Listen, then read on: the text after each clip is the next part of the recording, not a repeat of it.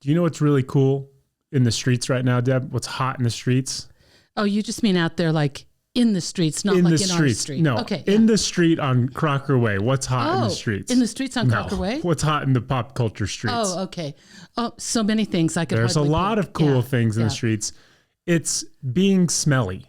What? Have you heard about this? Have you seen this? Have you heard about this? This is not a thing. I've always had this thought, always, that the more rich white people get, the more they want to look homeless. I have lived in Los Angeles, and the amount of times I saw well-known celebrities who we all know have tens of millions of dollars dressed like they were homeless, look like they just got done shopping at Goodwill, hop into some discount car or a Prius. It's like they are trying to make being not rich the new rich. But now what goes along with that is that celebrities like being smelly. So do you think they're doing it to disguise themselves a little bit out around fandom? I mean, potentially, but at the same point in time, it's like you can get into your blacked out Yukon and just be on your way. If you travel with an entourage into a restaurant, you're not going to get accosted while you're there, because once you get into Nobu, you're still wearing tattered jeans and a shirt that's 3 sizes too big and greasy hair. But the main thing that I'm focusing on now is like, well, fashion is one thing, right? You can look homeless and disheveled, but now people are smelling homeless and disheveled. And here's a list of people. Okay. Everybody knows this one. Everybody knows that Matthew McConaughey has not worn deodorant for 30 years. Everybody but me. Did you not know that? No. Oh, it's like well known that he in no way wears deodorant. Cameron Diaz hasn't worn deodorant in 20 years. Ashton Kutcher and Mila Kunis say, hey, we don't actually bathe our kids every day. We only bathe them when there's a funk that is coming from them. And you would say, well, that's just a one-off. No, how about this? Dax Shepard and Kristen Bell, same thing. We don't bathe our kids every day. We just wait till we smell them. And if it smells really bad, we will bathe them. Jake Gyllenhaal in an interview last week, completely unprompted, was just like, I find myself bathing less and less. I don't find it to be that necessary. Brad Pitt said, when I'm on set, if I can't make it to a shower, I'll just use some baby wipes and clean my armpits. And then I'll forget to take a shower because I smell so good. Not bathing is a very cool thing amongst celeb culture. How do you feel about that? Because it's not lost on me that all of these people are white. Like I don't see any minorities being like, yeah, not bathing is cool. It's all of these white people. At first glance, it feels like a really bad thing, Kev. I don't get it. But I do want to say, we all have different, let's use hair as an example. Okay. You don't wash your hair, but once a week. Well, let me clarify. When people say wash, I get my hair wet multiple times a day. I do not take shampoo and conditioner to it, but once a week for sure. You don't condition your hair every day? It doesn't? Nope. Really? Okay. Well, my hair's short too. Yeah, that's true. So here's what we know about hair, because I even know this for myself. The longer I go without washing it, I can get my hair in shape so that it doesn't have to be washed frequently. Like on a fitness regimen? It's exactly what it's like. If I wash it every single day, then it needs to be washed every single day. Like it'll get oily around the hairline or whatever. I know I still have to, I'm like you, I still have to get my hair wet every day, sure, because it's like smashed on one side or whatever. I feel awful if I don't shower every single day. Do I think I need, let's put a big quote on need to shower every day like I would be stinky if I didn't? Not necessarily. I think I could put deodorant on and I could make it a day or two, I think. But I think I would begin to notice my own funk, on me, if I didn't shower every day. Now, I do want to say there are also different seasons in life, because I can remember with you, we started throwing you in the shower every day because you wouldn't wake up to go to school. It had nothing to do with cleanliness. Oh yeah. By the way, the byproduct of you making me shower every morning is now it's Pavlovian. I have to shower to function. There's no way on God's green earth I'm ever literally ever, getting up out of bed, putting on clothes, and going about my day. That's never happening. You can count on one hand since I was in high school the amount of times I've done that. And it wasn't by choice. It was because I slept in, I was late for a flight, or a shower wasn't available. I have never, ever, ever done that, which then leads you to believe what my side of the argument is. Why aren't people showering? So when kids were little, when I was little, my mom gave me a bath. I mean, unless I was super grody, but we didn't even have showers. We only had baths. It was not every night. I'm talking about not like diaper age. I'm talking about 6, 7. Right. Like the big bath and the big wash your hair and the whole to-do was on a Saturday night. But there were probably a couple baths, but not every single night. As I became an adult, and mostly I want to say it was driven by my hair. So did I become addicted to a shower? It woke me up. It felt good. Yes, all of those things. It's part of my waking up process. I would say that. Did my hair become addicted to a shower because it looks better on those days? Yes, for sure. Here's what I'm wondering though. If I speculate as to why somebody might not shower every day. Now I am going to say this. I would shower in the times of COVID. I mean, if you're out at all, sure. I mean, I would want to shower, but if it weren't COVID, like, is there something they know about bacteria on their body and they're healthier than us in some weird way by not showering it all away? Well, I mean, the reason I don't wash my hair every day is because it's been found that shampoo and conditioner extracts all the natural oils out of your hair. When why would I want to harm my hair by trying to keep it clean if I'm told that I don't need to? Conversely, you can make the same argument that if you go about your day and your day is not full of sweat or manual labor or working out, it's just your day, I think you're absolutely fine not showering until the very next day, right? But then you do sweat. That's a natural thing. You do sweat when you sleep a little bit. If your sheets aren't particularly clean or they're on the wrong side of needing to be washed, there's filth that builds up. And I think it's necessary. Now, here's where we can agree that like not showering for weeks on end is terrible. Like nobody needs to be around the smelly person. Nobody wants to be the smelly person. But what is your shower decorum? Meaning, Taylor Swift said that she doesn't wash her legs in the shower, and a bunch of people got on her. I don't wash my legs in the shower. All of the soap, all of the suds, all of the cleanliness is coming from my head to my face, to my neck, to my shoulders, to my chest, to my belly, to my hips, and all the way down my legs. I don't feel any need, short of visible dirt, to ever wash my legs.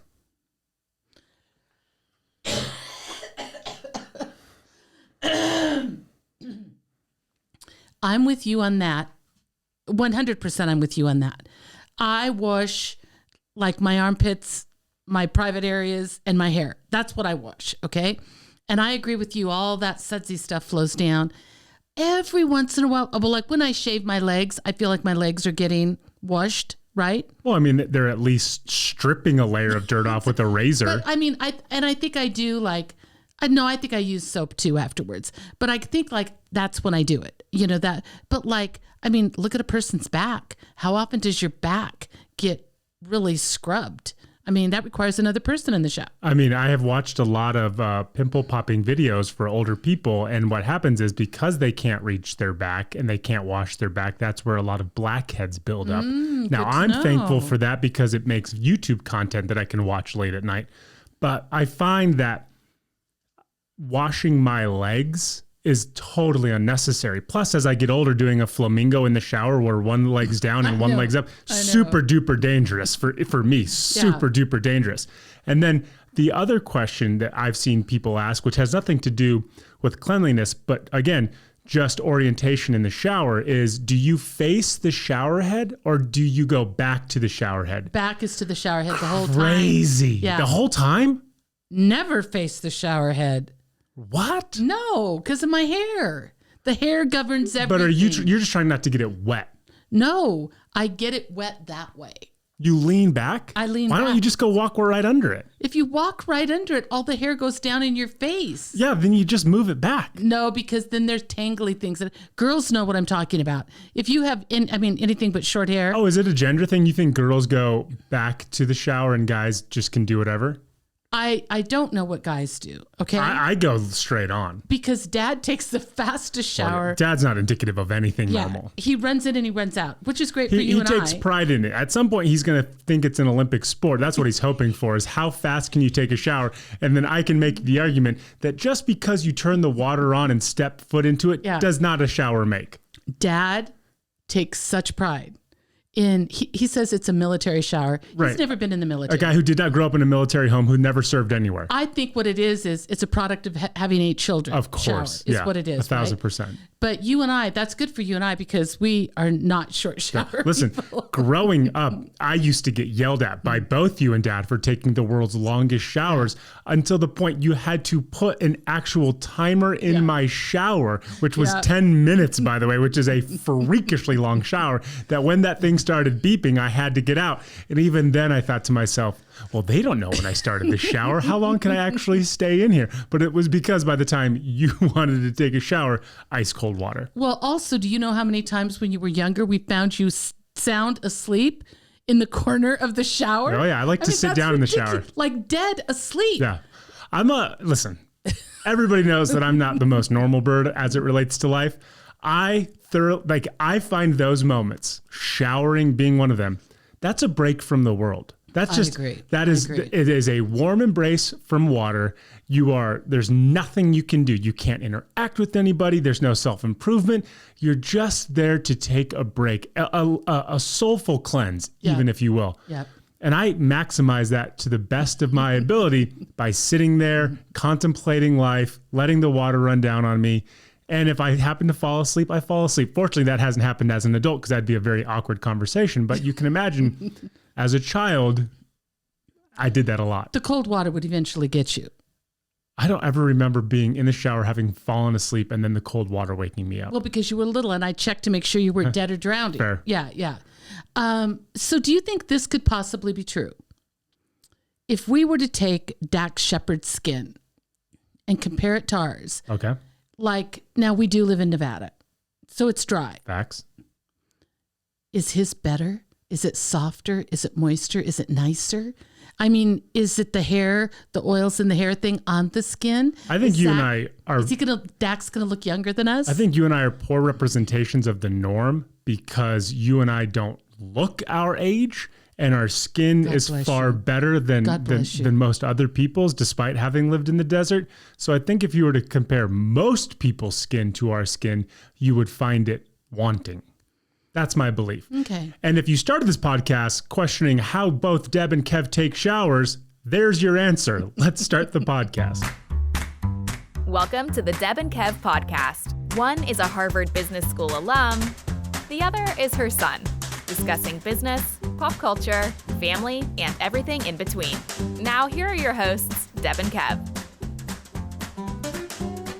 Hey, hi, hello, and welcome to the Deb and Kev podcast. Sitting across from me, she goes by Deb, but I think we should just call her Bruh.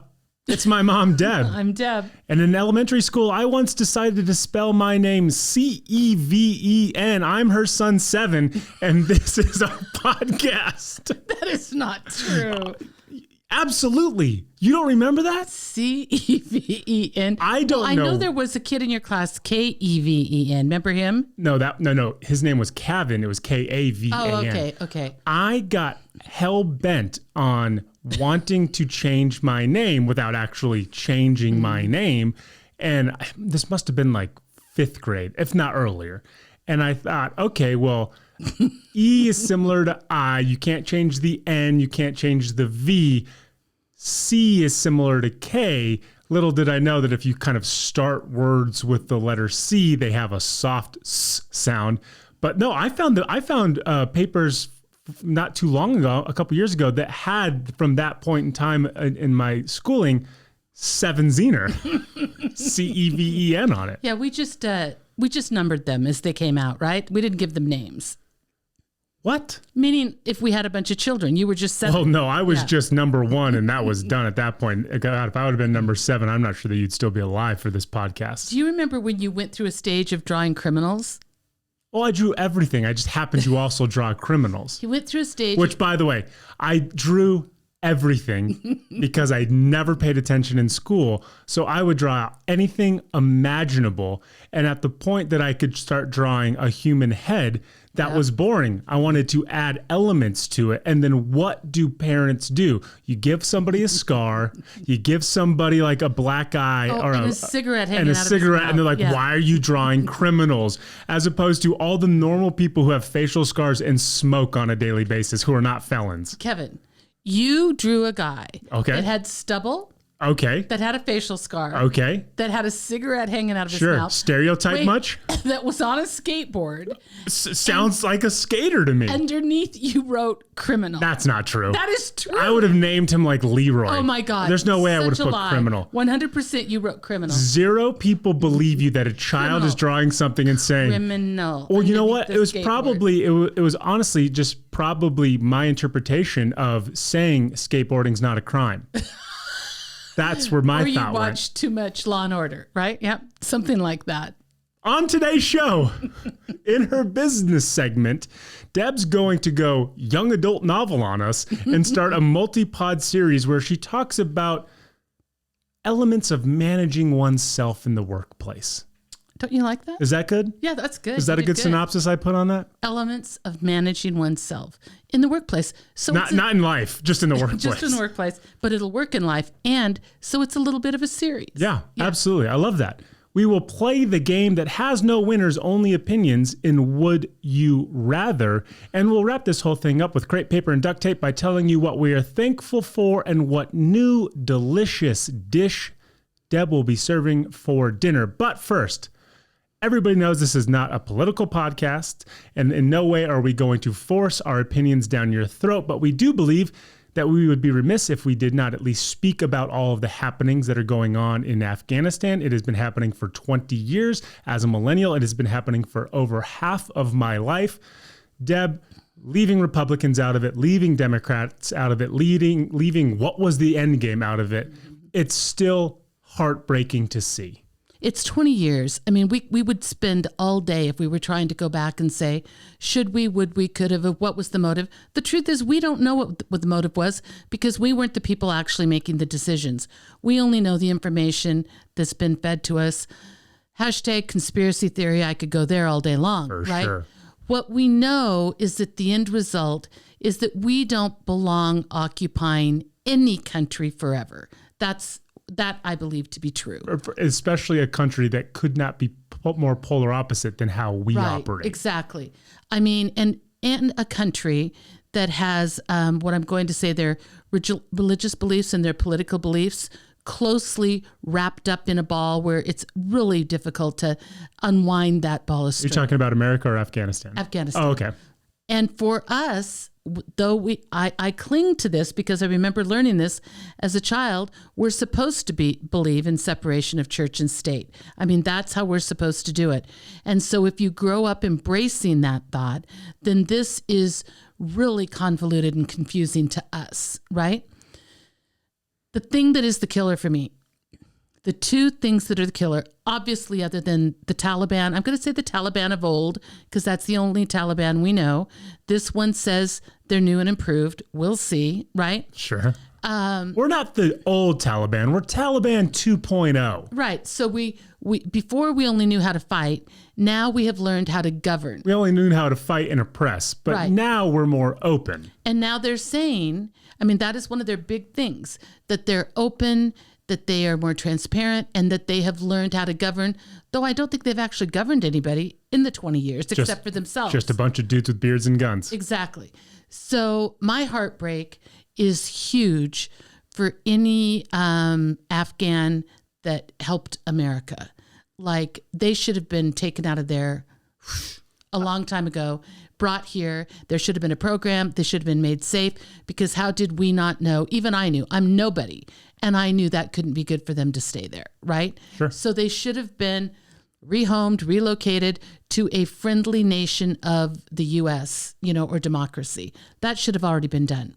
That's number one.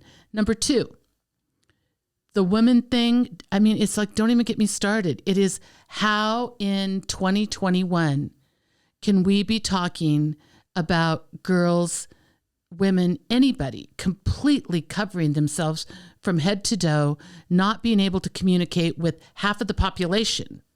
Half of the population they can't talk to, right? How can we not agree that they should be educated? What does an 8-year-old know? They get to go to school until they're 8. That's what it was before. That is insane. The greatest minds that we will miss out on because of these beliefs is heartbreaking. The other thing that was a killer to me, and I know there are some pictures that are different, but 99.9% of the people on that tarmac were all men. And I'm like, where are your families? Where are your wife? You're going to jump on the plane. You're just going to leave your wife and kids behind? Like, what does that look like? And I think those were normal people. I'm assuming that the wife, I guess she could have been sitting over in the side somewhere. But like this thing about being able to discard women and children so easily kills me, makes me mad, makes me want to rant and rave. And then I just think like, that's just that version of it over there, but there are 1,000 versions of it everywhere, even in the United States. Yeah, I would be lying if I said I understood any of it. I don't know why we went in there. I don't know what we were trying to accomplish while we were there, and I don't know the right way to have left. I think it's ignorant to believe that 20 years would do anything to outpace centuries of politics and religion for a people who have inhabited that land for forever, right? Right. And I would love for somebody to tell me what could have been accomplished had X, Y, and Z happened, and how we could have effortlessly handed it back to the Afghani regime that they then could have said, we are now equipped enough to move forward, where this previous 20 years will now be indicative of our forever future. I don't think anybody can say anything about that, because I don't know that anybody actually believed that was ever going to happen, which again, we're the snake eating its own tail. So what were we doing there in the first place? And you want to talk about conspiracy theories, siphoning money laundering, government contracts, all this. People can just say it was unfettered RICO for 20 years on both sides. Totally. This is not political. No. This is just everybody. But the saddest part, and this is what we all forget, is we are talking about human beings. We are talking about human lives, no different than you or I. It doesn't matter their gender. It doesn't matter their race. It doesn't matter where they live in this world. We are all human beings. We are all part of the collective. And the fact of the matter is, for 20 years, those people knew a version of peace that they had never known before. And sadly, 20 years later, they are going to go back to something that they probably don't want to go back to, as seen by the mass exodus that people tried to put on once it was clear that we were leaving. And that is heartbreaking. Imagine having been born 4 years after the American occupancy of Afghanistan, and this is all you've ever known. You're 16 years old now. You're a girl. Sure, you've worn your head coverings, but now you're told that you're going to be able to only see through one slit in a burqa for the rest of your life, as long as you remain here. And the chance of you ever getting out of here are slim to none because you're a female, right? That's the stuff that I can't even begin to wrap my brain around, that you've only known this life. And while it was still chaos, it was a controlled version of chaos. And now you're going to be thrust into this world that your parents knew and probably spoke not great about if you were a girl who's going to school past the age of 8. And being told, this is it. Like, this is what you're going to live with. I can't fathom that on any level. My brain is not well equipped enough to understand you've known this and now it's this. And it's a polar opposite. It's polar opposite. I always say we're only 3 degrees away from The Handmaid's Tale. If you haven't watched it, watch it. But I always feel like that there's these huge backward steps can be taken very quickly without our realizing it. And I just, I think about it, and I was trying to think about it from like a husband and father's perspective. And here's the truth. What would I tell my wife and daughters on day one? I'd say, stay inside. That's the first thing I'd do. The first thing I would do is tell them what probably the Taliban is going to tell them. Stay inside because I want them to be safe. Right. And then how do I just only within my home create women, give them the space to have opinions, give them the space to learn and grow, and make sure to keep them safe. They can't take that outside the walls of my house. I don't even know what that looks like. Agreed. It's just sad. It's just sad. It doesn't matter. It doesn't matter what side of the argument you're on. It doesn't matter what element that you want to focus on. It doesn't matter who you want to blame. It's just sad. Heartbreaking. It's heartbreaking. Yeah. Nobody should have to go through that. And if anything, what I hope is that their struggles, their future struggles, their current struggles continue to remain top of mind for everybody, but that they also shine a light on equality throughout the world. That this is just Afghanistan. Lord knows there are dozens of other countries where this same exact thing is happening. And just because we were there doesn't mitigate all the struggles from everybody else. It sucks. It's the worst thing. How privileged are we to be able to sit in our home and complain about smoke and do a podcast while other people are literally battling for their life every single day? And a life for a group of women that could be completely hopeless because there is no future other than, talk about Groundhog Day, other than tomorrow just looks like today. The next day just looks like today, and so on and so forth, to only get married to repeat the same thing over and over and over. Horrible. To be fair, I think we all feel like we're living Groundhog Day, regardless of what country you're in right now. I know that I'm suffering from that. Yeah. So that's just our little piece. We felt like we needed to at least address it. It would have been weird otherwise. Not meant to be anything more than two people's opinions, not even opinions, just two people's sentiments on something that's very tragic. Speaking of tragedy, how about work, Deb? Work? Yeah, that's tragic. People have to work. I saw this tweet the other day that said, how smart are human beings? We're the only animals on the planet that pay to live here. Oh my gosh. Let's take 10 steps backwards and see what that would look like. Right? Yeah. I'm all for just total chaos. Just burn the system down. That's me. Well, I'm totally okay. Like we just take our property, which is very small, right? And we just turn everything into a garden. We bring a cow back here. We bring a couple chickens back here. I'm good. I can go vegetarian tomorrow, right? I'm all for it. It's just all a construct. Nothing means anything. Let's just all live our most full lives. Yeah, but you better not come across my fence and take one of my chickens. And that's how it starts, Deborah. And that's how societies start, because people are taking each other's chickens. Sadly, that's not the case. So until that actually happens and society fully decays around us, we have to give people tips. And in your 5-part series about managing oneself in the workplace, why don't you start us off strong with this week 1's topic? So this week I am plagued. I am inundated with interviewing people for people right now. Okay. It's a thing. I don't it's too much, right? Sure. So one of the things that I start playing these games with myself. You have to. And probably with them a little bit, for sure. Right? To kind of weed out. So one of the things I'll ask people is I'll say so how do you like to learn? Good question, right? It's a good question until people don't have any idea what that even means. Right. How do you like to be trained? I'll say if there were conflict and there needed to be a discussion, how do you want to be talked to? You know what I mean? So I'll ask these questions, and Kevin, it is amazing the people that are like, I don't know. For sure. I don't know. And I'm like, wait a minute. I'm only asking you about you. This is not a trick question, right? Whatever answer you give, it's right.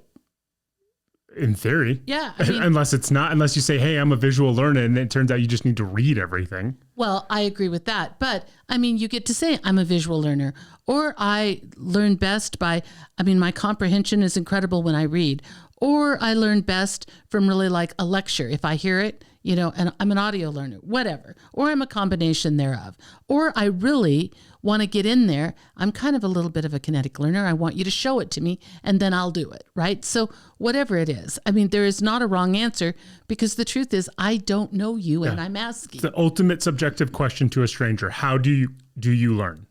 So one of the things would be, I think our number one thing, and though this isn't the exact topic today, is why don't we change today's topic to know yourself? Okay. Oh, geez. That feels very dialed in and not remotely broad. So if I were to say, and this is me, if I were to be able to talk about me, and I would say, if people said to me, how do you learn? I would say 2 ways. Audio, like hearing it is the big deal for me. And then I do like to be shown. So whether it was, I don't know, a computer program, pull it up, open it up, show me what we do it 3 times, then let me sit down and do it 3 times. And if I've got it, we're good. Move on, right? And it would be the same as if you were teaching me to cook. That's exactly, I would want people, you can lay the recipe there. I'll glance it a little bit, just meaning like you can lay the manual there or the reference book there. It's not going to be my first go-to. I'd be like, Kevin, what's in this recipe? And if you told me all the ingredients, I'm good. I don't need to look at it again. Well, yeah, that's just you doing jazz with food at that point. Okay, but what I will do is if it said something like, and chiffonade your basil, I might say to you, Kevin, what does chiffonade mean?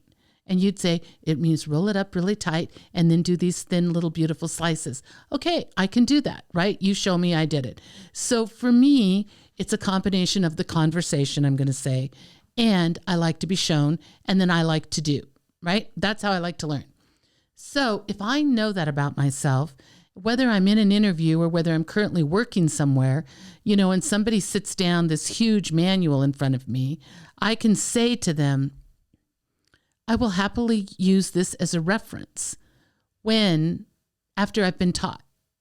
In other words, I won't bug you with 1,000 questions, but if you're going to really ask me, I'm going to be asleep on page 20. I mean, that's what's going to happen. You're just a straight up read.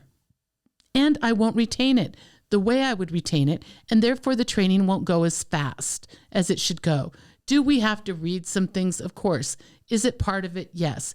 But if it's all of it for me, that's not a good way. So I think to be able to communicate that is important. And I think most businesses can accommodate all of that kind of stuff. I don't think that's a big ask. Well, I mean, here's the whether they think they should or can or not, they have to, right? If you're hiring somebody because they show promise in a position or are just transitioning from another company to do the same job for you, but they need to learn how you do it, the onus isn't on the employee to acquiesce to how you want to teach it. The onus is on the employer to manipulate themselves so that you can best learn it. Or accommodate. No, but I mean, like if you had 5 employees who said, all I need to do is learn through reading, and then somebody says, listen, you can give me this as a reference, which I will go back to it like an encyclopedia, but I need to see you make sales calls. I want to hear your pitch. Then you need to say, okay. I mean, you can't put that person behind the 8 ball simply because other people learned this way.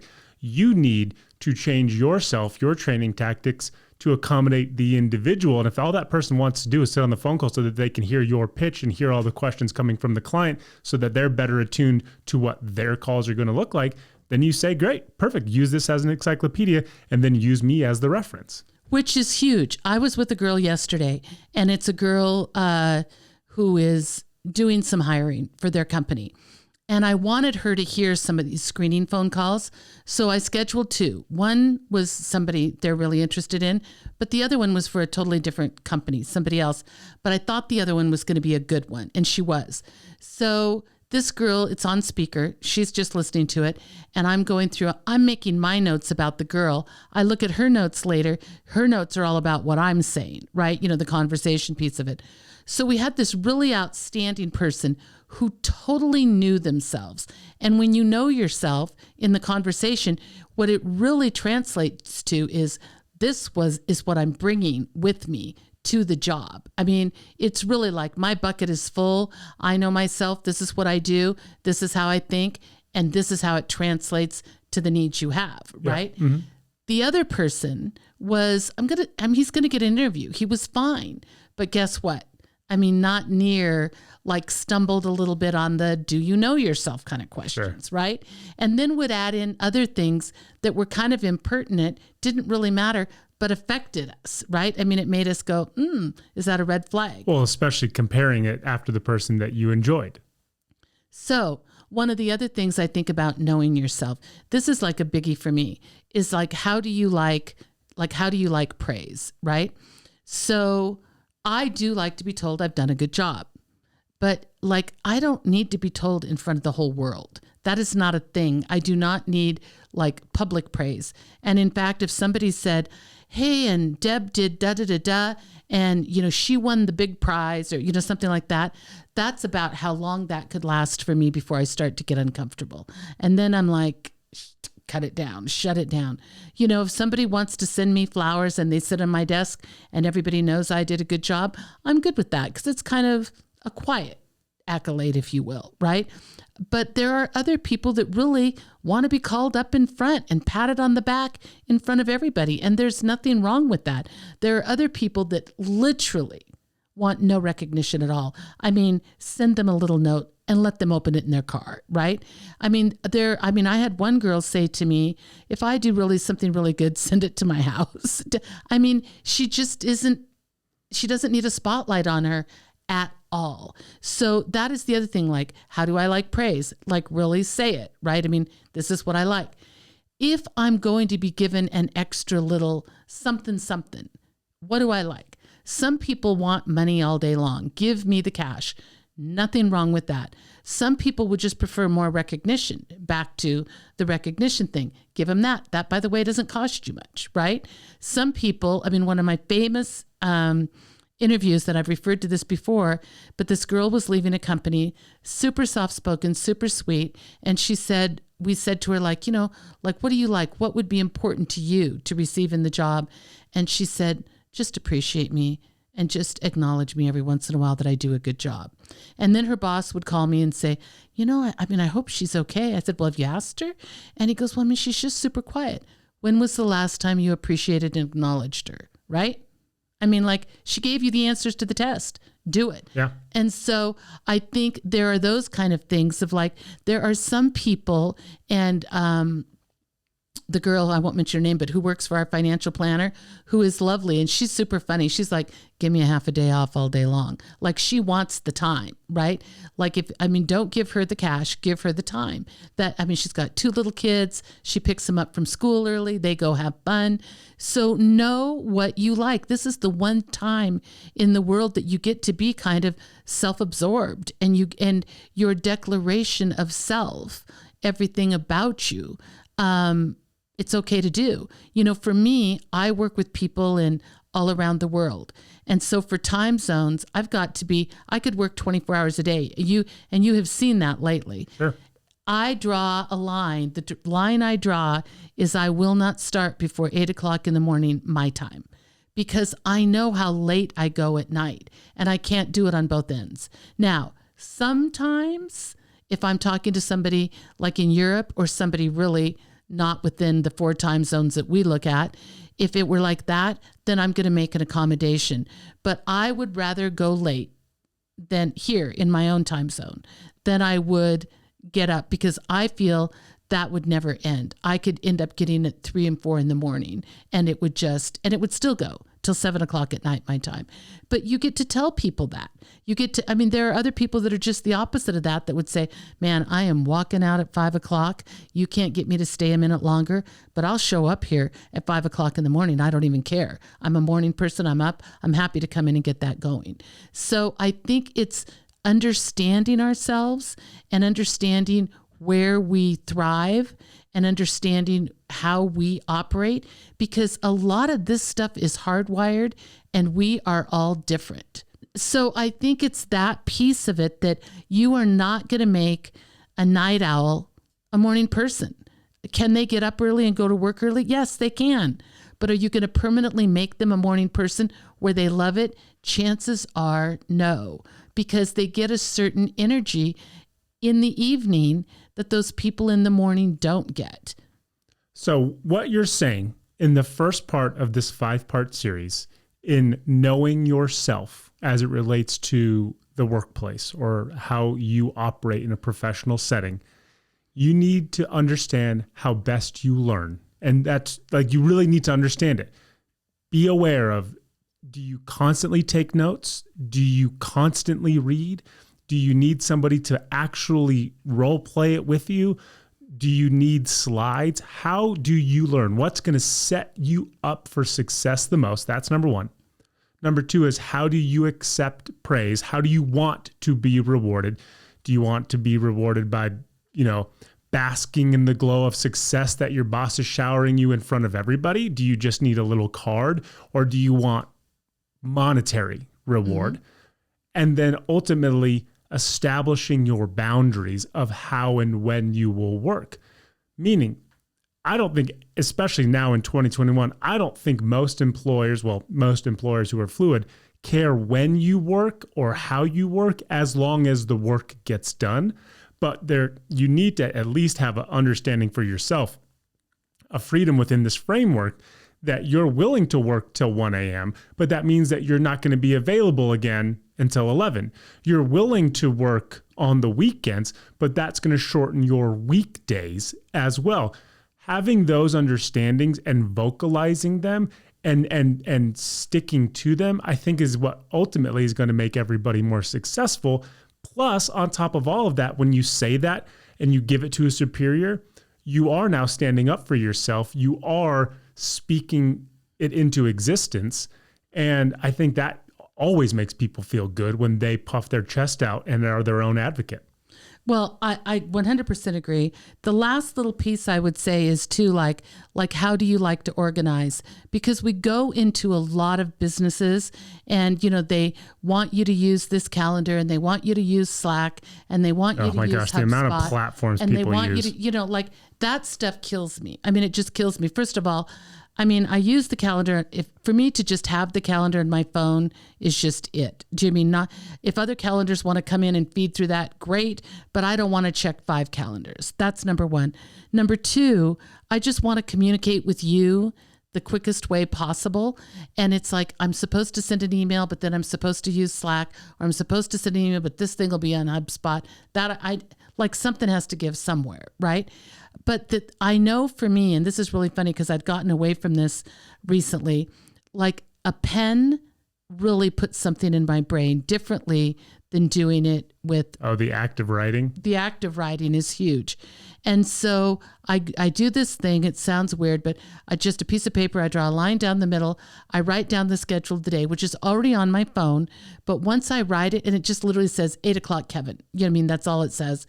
It's super quick. But then on the other side, I just have the task list of the things I'm also hoping to accomplish in between all those appointments. I have a rule for myself that if I don't finish the task list, I'd put it to the next day. It goes to the next day task. I will only do that for 3 days. And then I've just got to fully give up on the task. No, I don't. Oh, okay. Got it. I mean, I will stay up until midnight and get the thing done. I mean, so that somehow do I call it the handwriting doodle effect of it all? On that paper makes a huge difference for me. So you could give me all these organizational platforms. They're not going to make a big difference for me. The simple thing I do with the journal and paper makes a lot of difference for me. So for me to be able to say that to a group I'm working with and say, look, I promise you it'll be on time. I mean, nobody needs to know I stayed up until 2 o'clock in the morning, right? Or, it'll be on time, it'll be right, but I got it to them early, whatever it worked out in my schedule, right? I think how we organize and how we do that thing, because if you put me on a platform that I'm just going to say, I get them all. I understand them all. I can do them. But if I don't like the way it works, then I'm going to be fighting with it all the time. And I'm going to be apologizing all the time, because that's where I will rebel. I know that about myself, right? I agree with you. And understanding yourself is the key to success. It is. It's true. Would you rather, Deb? We haven't played in a while. again, we're not really playing. We're just choosing would you rather out of two options, which you believe I talk you into one as opposed to the other. And I really don't care. I just want you to stick to your guns. I don't even believe that you think one. I believe whatever I say, you just go opposite. That's true. I'm a contrarian in that way. I just like to build up both arguments. I like to make it difficult. Okay. Because on their face, these are fairly simple. But if you can start adding caveats to it, then they become a little more complicated. Well, and for that's me, fun. I'm trying to tell the truth to the listening audience. Trying to tell the truth because that's the most important element of would you rather. Would you rather be able to speak to animals or speak every language in the world? So when I say speak to animals, I mean not just like the dogs that we have. I mean you can speak to any animal. Like you're walking down the street, you see a chipmunk, you're like, "What's up, Chip?" And he's like, "Meow, meow, meow." And he says hello, and you understand that. You see a bird passing by, "Where are you flying to, Sparrow?" "Going home." You can speak to animals on the reg. You can go to Africa and go on a safari and just start chatting up lions and zebras if you want. That is so funny that you asked that, because this morning I was, Dad was laying down, and of course Nola will not get off the bed, when he's laying down. For sure. And Izzy would not come on the bed, but Izzy just stood there and went, rah, rah, rah, rah, rah, you know how she does? Oh yeah. And I was just like, oh, I wish I could talk to you. I said out loud, I want to know what she's saying, because she genuinely converses with us in her little dog language.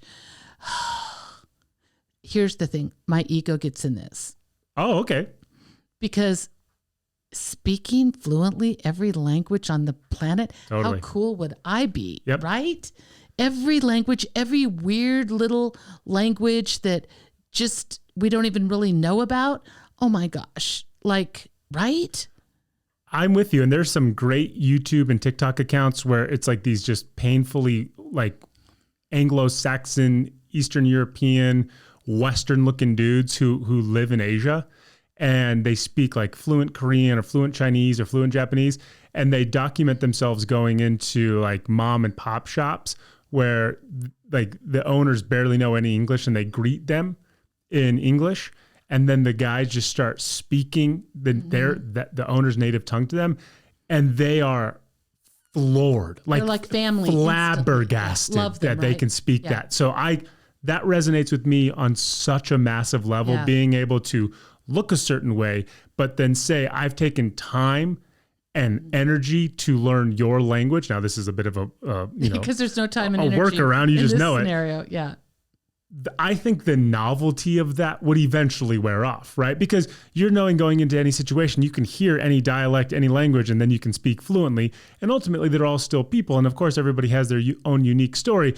But I think that bewilderment, that wonder would eventually wear off to you. Would you ever get tired of speaking to animals? The most obscure animals in the world. Would you ever get tired? So the animal thing is also equally attractive. Of course. Here's the one bad thing that would come from that. You speak animal. Nobody else speaks animal. Right. So at the point that it's very clear that Deb has taken time out of her schedule to talk to, chipmunks and birds and dogs. And when they go on trips, she's talking to fish and dolphins. People are going to look at you and be like, when do we lock her up? So that's my point about the ego. Yeah. Not quite as cool. And if you picture yourself, if you picture you and I at a French cafe, you can't speak French and I can, right? And I say, I've got this, Kev, let me order for you, right? And I'm just that interpreter, which is the power position, for sure. Right? Now, it loses a little something when we're out in the backyard and 4 monarch butterflies are out there. And I say, I've got this, Kevin. I speak butterfly. Yeah. Right. Because here's the thing. Yeah. I'm not believing you. There's nothing you're going to say as a butterfly flies on your nose and you're speaking to it. You're going to be like, this is Chad. And Chad's just really hungry. Do we have any sugar water inside? Exactly. I'm going to be like, well, that's the end of the podcast. My mom's officially lost it. I think on its face, you would choose to speak every language in the world. I feel like it opens you up as a human being to actually communicate with animals. So here's where I think the real deal is. I think it would be very impressive, obviously, to other humans if just person after person of 1,000 different languages and dialects, they set them down and I could speak it. How amazing is that, right? So that is very impressive and makes me feel like I'm cool, I guess. The animal thing would just be for you and them. Which is super precious. It's ego versus selflessness in that you want everybody else to know that you speak all these languages, or you want to fundamentally understand what makes up the rest of the world on a better level. But I don't know what would be better than Izzy crawling up on the bed next to me and saying, I love you so much. You're my favorite Zener. See, I don't think you would live at home. I think you would travel the world. I think you would say, I'm getting on a boat. I'm going to go commune with blue whales. I'm going up to Alaska. I'm going to go talk to seals. I don't think you could stay still. I think you would have to leave. Wouldn't you want to say, and obviously an animal's understanding of things, I'm assuming would be different than ours, but it would be like to the whales, are you worried? Are you worried about the ice melting? Yeah. I mean, like... Big, hell yeah, lady. Get me the heck out of here. Yeah. I mean, it would... the animal thing would be amazing. I'm with you. So you could get locked up for it. I'm not going to lie. So pick it. What are you doing? I would probably do animals. Probably in the end, I'd do animals. There you go. Yeah. Would you rather spend the day wearing wet socks or spend the day with a popcorn kernel stuck in your teeth? Okay, I want to make... Now it's stuck in your teeth. No, clarification on this, because everybody will know what I'm talking about. Okay. So when you're eating popcorn, you know that little skin of the popcorn? I do indeed. The kernel? No. The little, just the skin the piece husk. that separates. The husk. Yes. You know, like if that thing gets suctioned onto the side of your throat? True. That is like horrible. No, we're talking teeth. Okay, so we're just talking it is stuck in my teeth? It's in your teeth. I'm going to go with the popcorn. The wet sock. Kevin... Go do wet socks. I literally went river rafting last weekend. Went river rafting. My shoes got wet. I mean, and they were, they're those Nautica shoes. I mean, they can get wet. Do you know how awful it is to walk in wet shoes? I think let this alone is a wet sock. A really hard question if you play it out. When you have a popcorn kernel stuck in your teeth, you are tunnel vision focused on that thing. It takes over the entirety of your day. If floss isn't available, if toothpicks aren't available, if a toothbrush isn't available, all your tongue is doing is messing with that one piece. Your tongue is like worn out by the end of the day. Yeah. And you feel bad about yourself, like there's something wrong with you. Is this going to last forever? Is it going to go further down? Is it going to get infected? All these horrible things. Think all that. You will. The wet socks is like, yes, you're walking around and people hear that. But I think that you can still go about your day and just be like, hey, stepped in a puddle, no big deal. No. A car splashed me. You're waiting for those wet socks to dry and they don't. They won't. But here's the other thing. That popcorn kernel's never coming out either. Wet socks. I'm sticking with wet socks. No, you said you didn't pick wet socks. You picked popcorn kernel. No, I said I was clarifying. As long as that thing wasn't stuck on my throat, I'm fine with it in my teeth. Oh, okay. Yeah. Yeah, wet socks. I can't do it in my teeth. I can't do it. Oh, so you're doing popcorn? No, I can't do it in my teeth. It's wet socks. Oh. Do you get how this game's played? No, I'm getting the popcorn stuck in my teeth. Yes, I know how this game works. No, you didn't, because I just said, are you getting the popcorn stuck in your teeth? And you said, no, I'm choosing wet socks. Choosing not to have wet socks. It's a double negative. So you're choosing to have popcorn stuck in your teeth. Choosing. Okay. We've only been doing this for 1,000 times. So Deb choosing popcorn stuck in the teeth. I'm choosing wet socks. Yeah. Wet socks. Good luck with that eventual cavity, lady. It's going to only get worse. Would you rather always forget who you are? Oh my God. To be fair, I feel like I do that a lot. Or always forget who everyone else is. Because here's the thing. I oftentimes forget how old I am. This podcast is actually good for me because it allows me to remember how old I am. But prior to doing this podcast, there would be days where I had no earthly idea how old I was. I could have been 32, 33, 34, or 35. I just couldn't come to grips with that. So I feel like I've had a glimpse into not knowing who you are. I feel like you could eventually piece it together, like 50 First Dates style with Adam Sandler and Drew Barrymore. You could leave stuff around that would maybe trigger your brain into kind of giving you some semblance of who you are. That actually didn't happen with Drew. No, because remember, they ended up on the boat. She had a kid. Yeah. And he would have her play the video every morning to wake up. So she doesn't know who she is, but she has an understanding of the world she occupies. not knowing anybody would be terrifying. There's a movie about that, Memento, where the guy has like an hour-long memory and then it's wiped clean, because at the point that people can identify that you no longer know them, you are susceptible to every type of grift imaginable. So, this makes me think like of people with Alzheimer's. Totally. Because there's also the thing, if we gear it down to family, like how heartbreaking is it for you if I don't know you? I mean, that's an eventual happening in this family. Stop it. That's just something I'm going to come to terms with. It's like I think Izzy's hearing is leaving a little bit. Sure. And so it makes me sad. She loves our voices. Does she? Yes, she does. Seeing as you were trying to call her up on the bed and she just was growling back at you, I don't know that she does. Not growling. Okay. Would I rather not? I would rather not know me.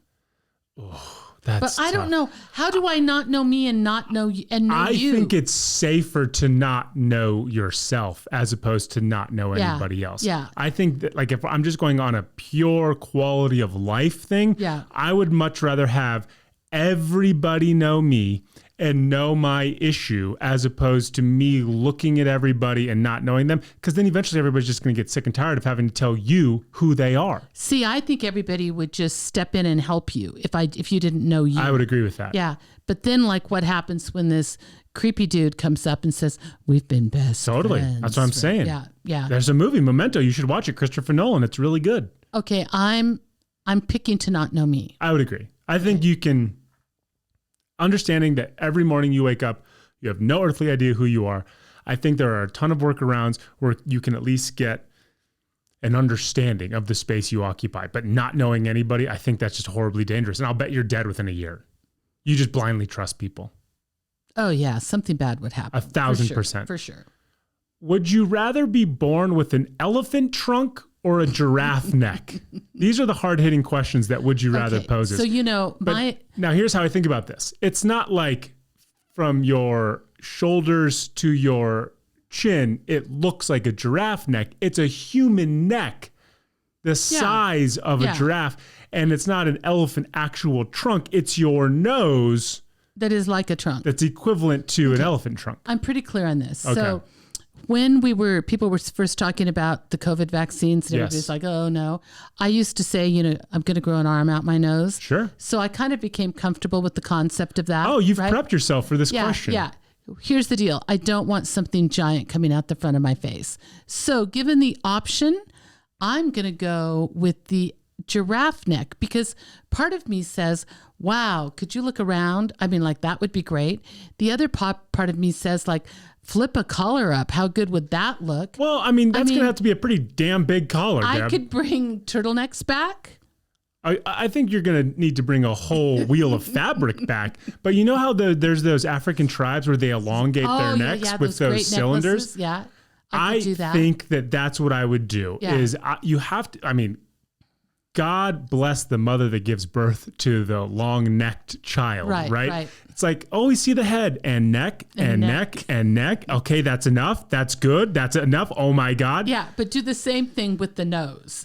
The neck is got to be the play, because you can at least somebody can look at you and be like, I know his neck is freakishly long, but he's still a pretty good looking guy. Yeah. If not for his neck, he wouldn't be so tall. If you're trunk nose, dude, you're known as trunk nose guy.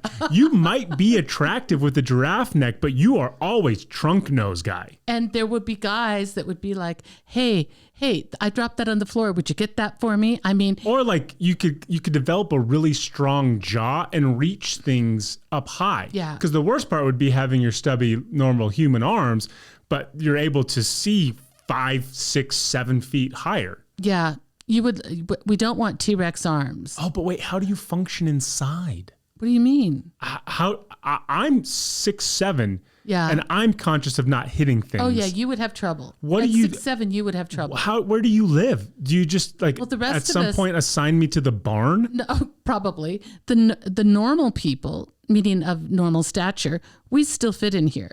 hey, Deb, this isn't would you rather be normal or have a giraffe neck? It's you have a giraffe neck or a trunk nose. And one of the byproducts is that the ceilings are going to give you scoliosis. The trunk nose. Can you imagine what you would smell?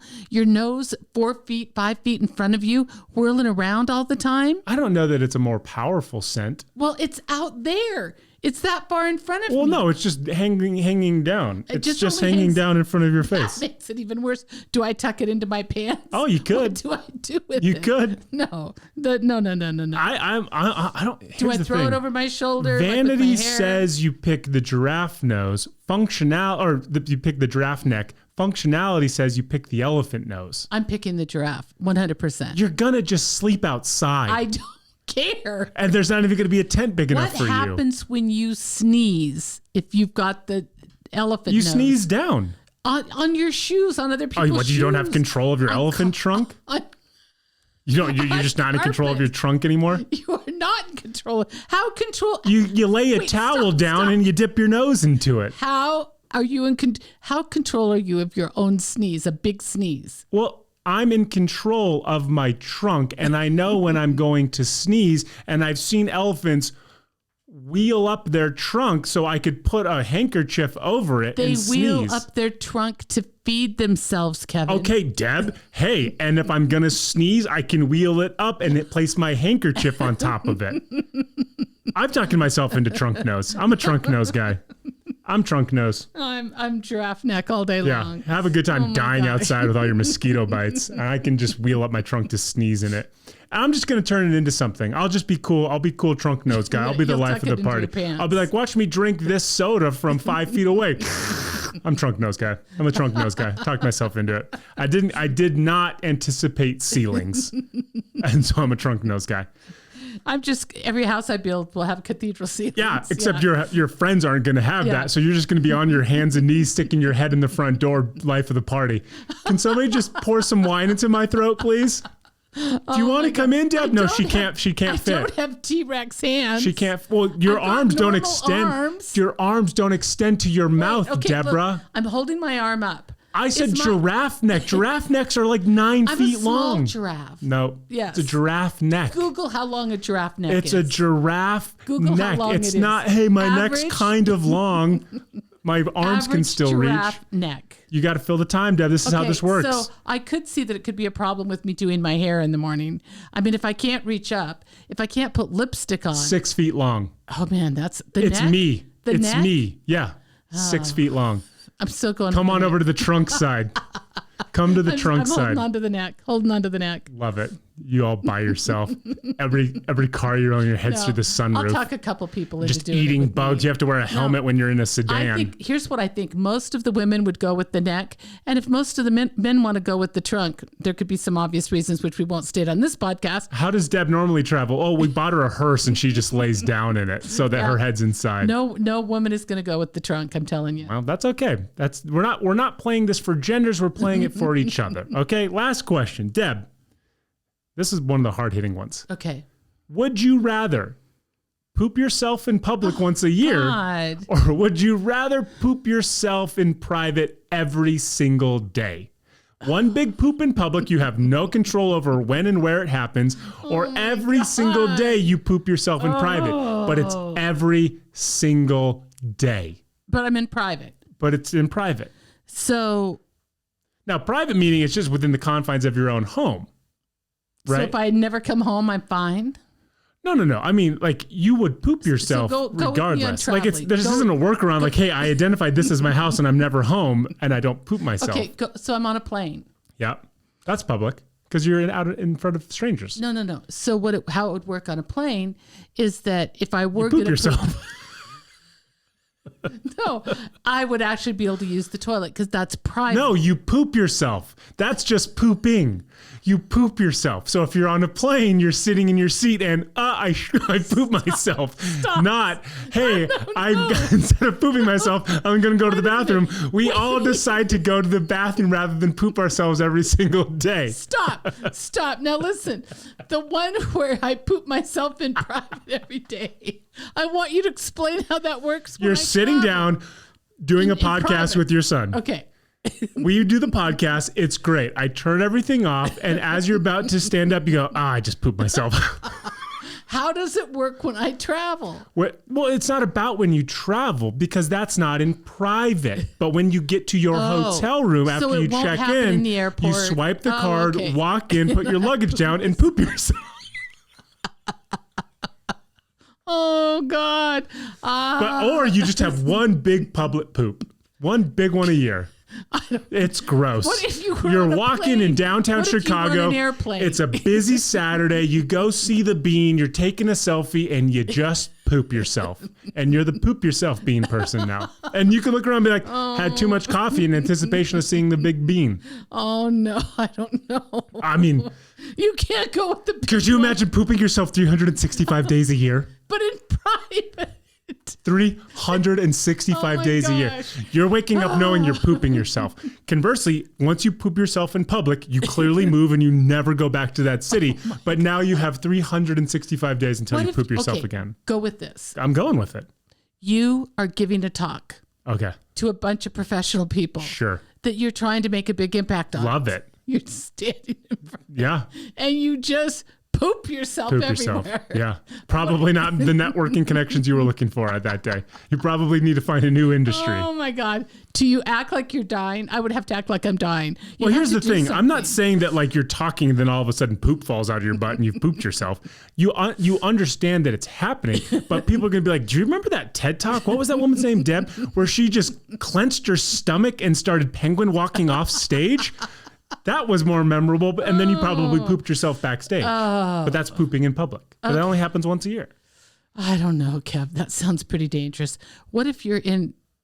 I like all these what ifs. Deb, if you're in public and you've chosen the public one, that's an opportunity for you to poop yourself. I think I have to go with the private one. Every day. Well, I poop every day anyway. But you don't poop on yourself every single day. You don't poop on your garments every day. What about your nice clothes? You would, dude, if you were at home, you'd literally wear poop clothes. The second you get home, you throw on a diaper and Kirkland brand sweatpants. The things you do not care about pooping in. Oh my gosh, that's a terrible one. There are people who are listening to us being like, dude, I poop myself every single day. It's not that bad.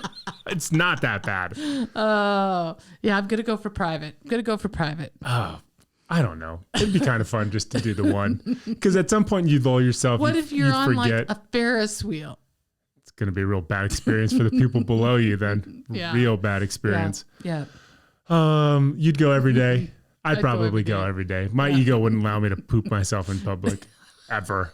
And no, if I thought it was happening, I would literally just fall down like I passed out and this was like death. That scene from Bridesmaids where she's in the wedding dress just pooping in the middle of in the street. It would be death. It would just be death. I agree with you.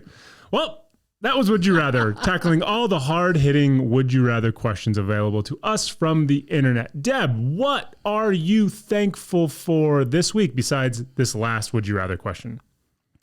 So, I want to say this has been a pretty funny podcast. I have laughed a lot. Has it been? Podcast. Yeah. Or were you just laughing about poop? Probably laughing a lot about poop. I love to laugh hard. It makes me happy. It brings joy to my day, like almost peeing your pants laugh. That kind of laugh, belly laugh where your stomach hurts afterwards. I went, as I mentioned earlier, river rafting. Did you poop yourself? Didn't poop myself. Though we were talking about, we could have peed our pants and nobody would have known because we got so wet. Oh, wow. River rafting. River rafting. So it was beautiful. It was gorgeous. I adored the two people that I was in the raft with. However, all that aside, we laughed our guts out the whole time. I am so grateful for that. I'm so grateful we didn't die. I want to say that as well. My arm is so sore because obviously I don't do that much. I'm grateful for mostly the several hours of gut-wrenching laughter. And we almost killed one of our people. And even then we laughed through it. So Deb confirmed likes laughter. I do. Makes me happy. I have two thankfuls. The first one is this podcast almost being over and the 5,000 edits that I'm going to make. Mm-hmm. You started this episode by saying, hey, it's going to be bad.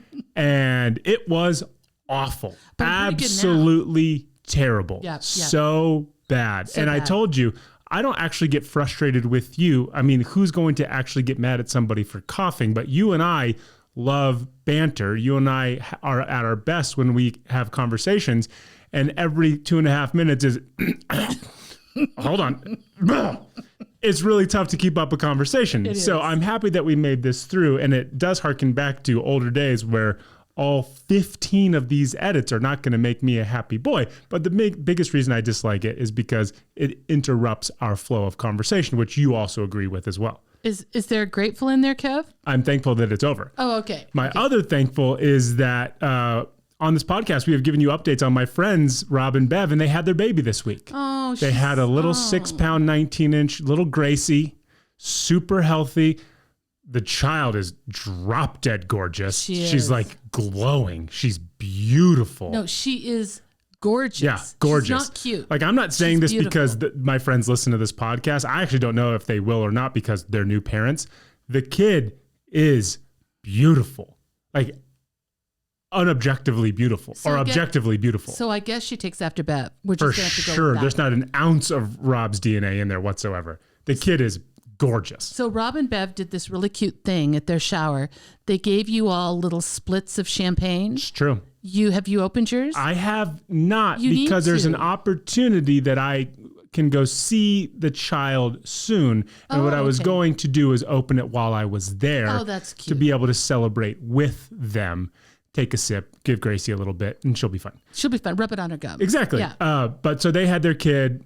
Everybody's healthy. Everybody's happy. Absolutely adorable child. And just showering them with praise and love as everybody should be treated once they bring new life into this world. Yeah. So that's my thankful. My two thankfuls. Good. What's for dinner, Deborah? She acts as though I'm not going to ask her this question every single Monday podcast, and I'm stalling right now so she can fill in the gaps of something that she can actually execute on.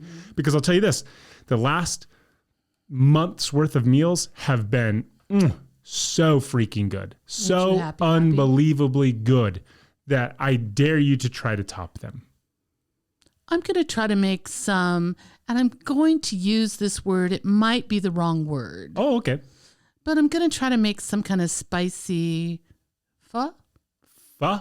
Pho? Pho? Pho? P-H-O, pronounced pho. Pho, yeah. Spicy pho. Right yeah. Pho, yeah. Yeah. I'm going to try. A Vietnamese soup dish, pho. Yeah. Is it still too hot to be having that, do you think? Well, I mean, we've had really nice low 80s weather lately, so I would say no. But the chances of you making this dish and it turning out to be 99 degrees feels on par with this summer. Yeah, maybe I should do something else. Like what? Like... You know that pho in and of itself is just broth and meat. Right. But I feel like you are not you would like that, but that feels more healing. Don't you add noodles to it and don't you add... That's ramen. Oh, then I don't want to make that. Ramen's Japanese. I'm looking forward to the noodle part of it. That's Japanese. That's ramen. Interesting. And I've made that before. You have? Okay. Then I think we're going to go with I'm going to make a really nice big chicken salad. I make a good chicken salad. Oh, like shredded chicken salad? Shredded chicken salad. Sold. Yep. That's super summery. And it's good. Super summery, and it's really good. We used to serve that at the restaurant, and I used to think people were insane that they would just get greens with like chicken salad or tuna salad, and then that was their meal. Scooped on top. Only did I find out afterwards that it's actually delicious, and you feel really good about yourself after you eat it. And we put good things in it. We put roasted almonds in it. We put some jalapenos in it. I mean, we put do the celery and all that, but we add some good stuff to it. So I think we're going to do that. Love it, Deb. As always, you guys can like, rate, and review wherever you listen to this podcast. And if you want to follow us, you can follow us at all of our social channels at Deb and Kev Pod. Mom, is there anything else you want to add before we give the big sign off? I don't know. I feel like we've gone from Afghanistan to poop, that we've covered it all.